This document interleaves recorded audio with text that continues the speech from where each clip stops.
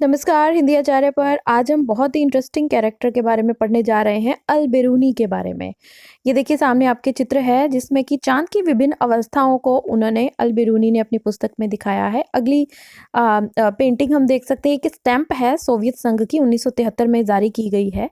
बहुत ही रोचक व्यक्तित्व है अल बेरूनी का और उन्होंने यह पुस्तक भी लिखी है the remaining science of past centuries, यानी कि इतिहासकार भी हैं और इनको एस्ट्रोनॉमी में भी इंटरेस्ट है। इसके साथ ही उन्होंने अलग अलग कैलेंडर जो हैं पंचांग आदि और अलग अलग कल्चर जो हैं अलग अलग सभ्यताएं जो हैं और गणित और एस्ट्रोनॉमी बहुत सारी खगोल विद आदि के बारे में उन्होंने बहुत कुछ लिखा है। और भारत का जो खगोल विद्या है उसमें उन्होंने तहकीक में मली ई हिंद, इसमें उन्होंने आर्यभट्ट का जो आर्यभट्टियम है उस पुस्तक का उन्होंने ट्रांसलेशन की है।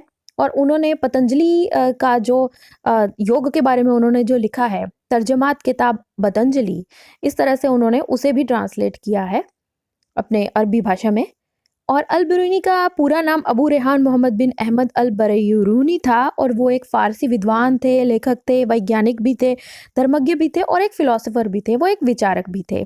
और इनकी जो अधिकतर रचनाएं हैं वो अरबी में भी हैं, हालांकि उनको संस्कृत, फ़ारसी, यूनानी भाषाएं भी आती थी, इसीलिए तो वे भारत आते हैं और भारत की इतनी सारी पुस्तकें जो संस्कृत में हैं उसको वो ट्रांसलेट कर पाते हैं।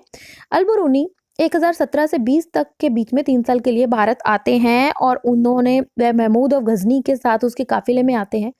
और हम ये देखते हैं कि उन्होंने किताब उल हिंद जो भारत की जो किताब है भारत के बारे में, वो उन्होंने भारत में आकर ही लिखी है। भारत की भाषाओं का भी अध्ययन किया, भारत के लोगों को भी समझा है उन्होंने इस किताब में। भारत की वनस्पतियाँ, भारत का ज्ञान, भारत के लोगों के बारे में, भाषाओं के बारे में बहुत कुछ उन्होंने लिखा है।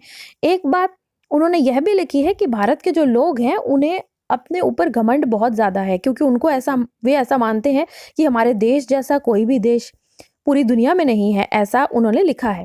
जो किताब उल हिंद है ये अरबी भाषा में उन्होंने लिखी है। भारत के त्योहार, खगोल, रीति रिवाज, धर्म, दर्शन, कानून आदि लिखे हैं इसमें उन्होंने। और उन्होंने किताब उल हिंद के उन्होंने एक अध्याय में एक विशिष्ट शैली का प्रयोग किया है जिसे कि संस्कृतवादी परंपराओं पर वर्णन था। जैसे कि पहले एक प्रश्न पूछा जाता है, उसके बाद उसको एक्सप्लेन किया जाता है। और वह बहुत ही अच्छे एक राइटर थे और उनका जो उस्ताद का टाइटल भी उनको दिया गया था।